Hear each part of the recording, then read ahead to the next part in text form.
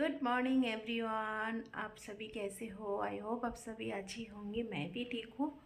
Hello বন্ধুরা, সবাই কেমন আছো? Welcome back to my channel Sweety. তো সকাল সকাল একটা নতুন ব্লগ নিয়ে চলে এলাম। তো উঠেছি অনেক আগেই। তো আমার चाटा खावा हो गया, चाय चुई पी ली। अभी किचन में जाएगा, लंच तैयारी करेगा। तो चलो आज लंच में क्या क्या तैयारी करेगा आपके साथ थोड़ी सी शेयर करेगा।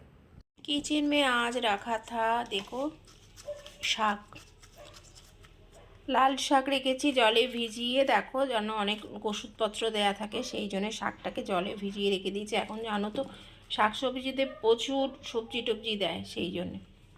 আর এখানে চিকেন হচ্ছে, কালকে বিকেলে এনে রেখেছিলাম। চিকেনটাকে জলে ভিজিয়ে রেখেছি, ফ্রিজে ছিল, বরফ ছাড়ানোর জন্যে এটাকে রেখে দিয়েছি। চিকেনটা তো অবশ্যই রান্না হবে আজকে। আর শাক করব। আর এদিকে হচ্ছে, দেখো, এদিকে সব ছড়ানো, সব মশলা বানাবো বলে পেঁয়াজ রসুন টমেটো সব এখানে রেডি করে রেখে দিয়েছি। আর এদিকে কিন্তু আমার ভাত রান্না হয়ে আছে, এখন কিচেনে ছড়ানো। আর এদিকে ডিম খাবো বলে ডিম সেদ্ধ করে রেখে দিয়েছি, এখন এটা ছাড়াবো।